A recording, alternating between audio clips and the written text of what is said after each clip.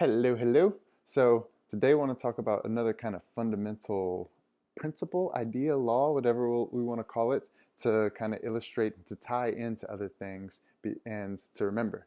The point of this all is to get a better understanding of why we are practicing meditation, the purpose of meditation, and the truth behind all of this, and a better understanding of what's going on here and how we can operate it within ourselves. Because as we just talked about, there's levels of existence in everything, a correspondence to everything. So if we can better understand what's going on here, we can better understand what's going on here, which is this is where we want to get the control of. Yeah, we want to control the outside world, but like we want this right. We want to get how we feel right. And so that's the principle, the idea, the law that we want to talk about today is that the law of the universe is full of different types of patterns. And we see this, we can even call this different types of ebbs and flows, of rhythms throughout. So we notice, like on a very simple level, that day follows night, follows day, follows night, continuous cycle, right? And we see this with the seasons of the year, continuous cycle, summer, fall, winter, spring, continuous cycle, and on and on and on. And we can even notice this within ourselves. We can kind of very pretty closely predict what tomorrow is going to look like based on the past few days, based on our past. But we're not a slave to that. We have that creative power. We have that ability to control that. But there are, I mean, yeah, we can't control the sun coming up and down. We can't control the weather. We can't control the seasons and whatnot. But within ourselves, we have that ability to control. And so I was brainstorming, how can I better illustrate another illustration of what we look like, more imagery. So here's another idea of us, of who we are. So let this entirety of, let this represent all that's happening, this within us. And this up here, let's do different colors. This up here, we'll call this the future. You can see, we'll call this the future. And then this we will call the present.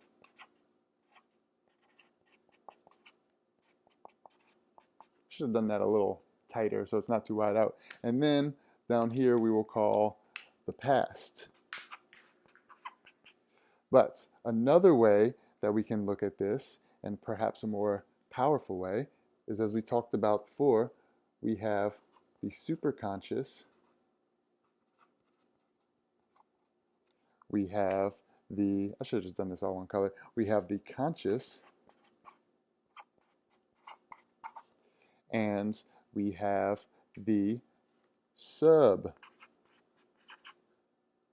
You know what that is. And so think about how these relate, because the present, the ever-present now, is what we are conscious of focusing on. We are focusing on now. We are focusing on this. And I guess let this illustrate, this is what's flowing through. Remember, we are an infinite sea of possibilities, of information, of thought waves flowing to and through us. And our consciousness has the ability to control what comes in to our subconscious, and I dropped the marker, comes into our subconscious mind. And so what we want to remember is that this is an infinite field of possibilities. We can do anything with this. We have the ability to choose, again, what comes in, and we have the ability to, in a sense, create. So think about, and again, to relate this to the future sub, super conscious, present conscious, past sub. So think about all of our experiences are, in a sense, lodged in our subconscious mind. And so to think about this is a two-way street, because what do? We can tap into our memories, because we can look back into our past. We can see how things have affected us. So we are looking into the past. So who's to say we can't look into the future And don't we do that?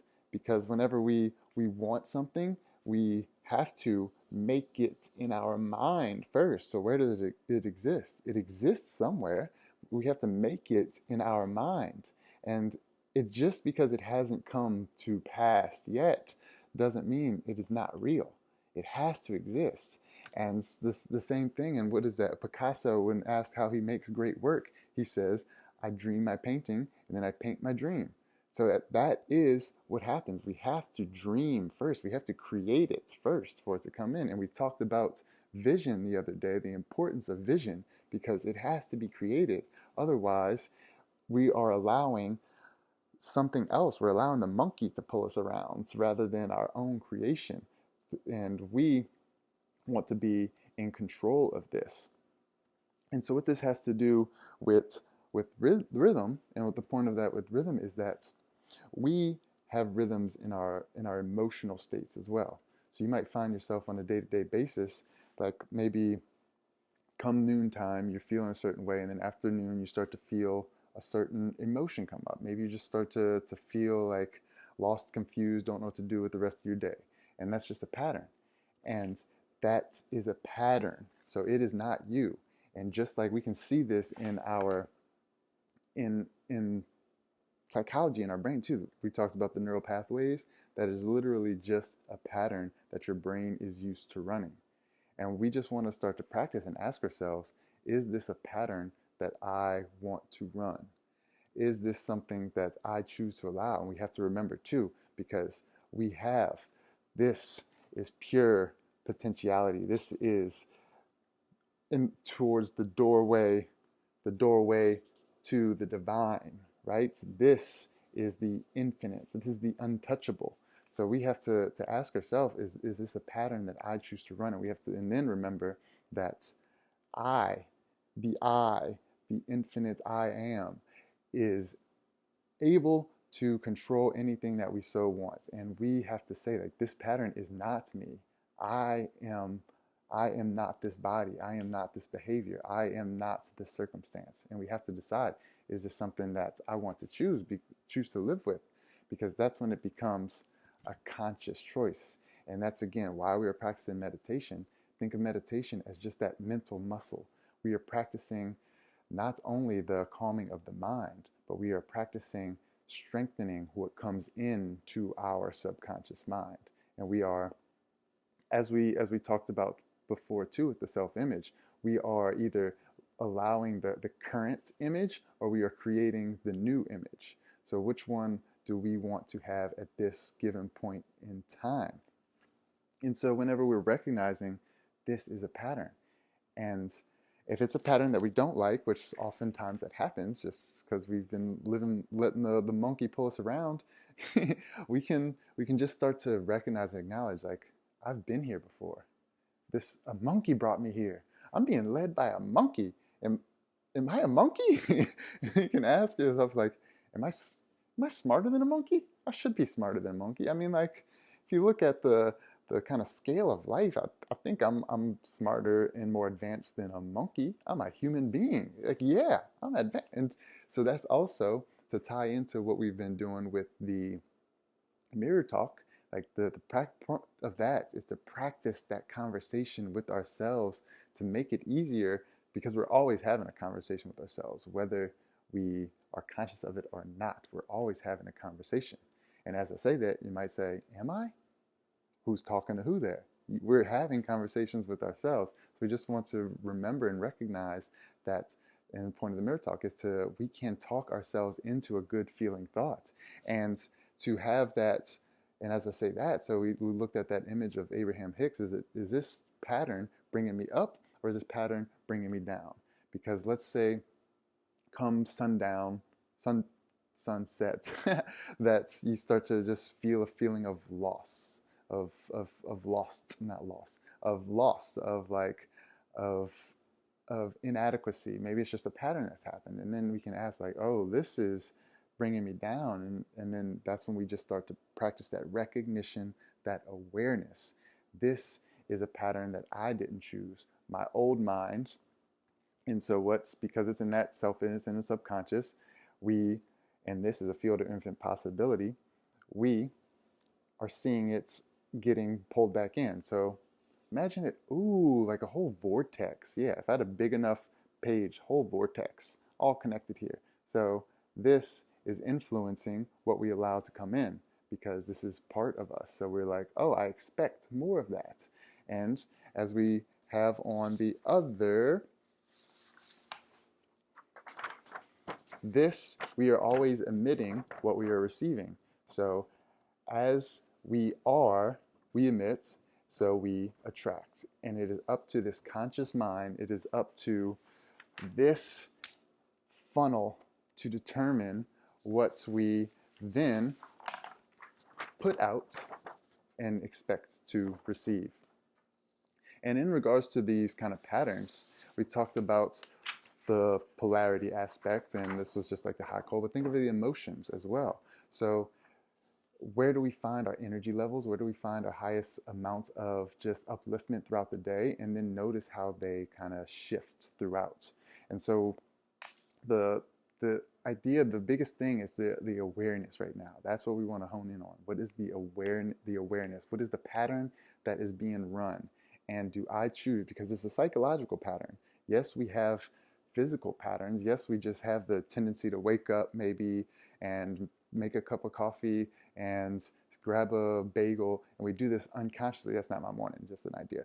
Like we do this kind of almost like unconsciously because it is built within the subconscious mind. It is built, and I like this, I think I like this guy better. It is built within here, and so it's just being fed into what it's that a never-ending cycle without conscious thought. It's just, there's no, the wall isn't here. The filter of determining what goes in here isn't up. So it's just flowing freely, unconsciously. So we want to develop that consciousness. And a practice that we did before too of what are things that naturally make us uplift? Identifying, like, is it a good song? Is it writing something? Is it going for a walk? What are the things that can help us break that pattern? Because we're no longer being led by the monkey. We're taking control. We are recognizing our power, our creative ability, our divine essence that has ultimate control. We just have to remember that control. We just have to remember, oh yeah, I am being run by a monkey right now, and I'm tired of being in Jungle Book. I'm out of this play. Sign me up for something else. I'm ready to be in Hercules. You know what I'm saying? I'm ready to run my world.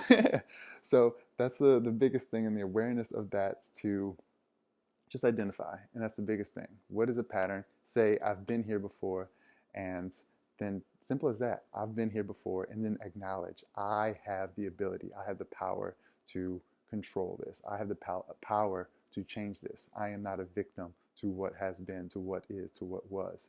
I have ultimate power over myself. And that is why we continue to work out the mental muscle of the brain, of the mind, and to navigate through our mind with more ease, more flow, so that we can live the way we really want to live and the way we're supposed to live, which is full of joy, which is full of excitement, enthusiasm, passion, and fulfillment, and all those wonderful emotions. And I hope this is helping you get there, and I shall talk to you soon.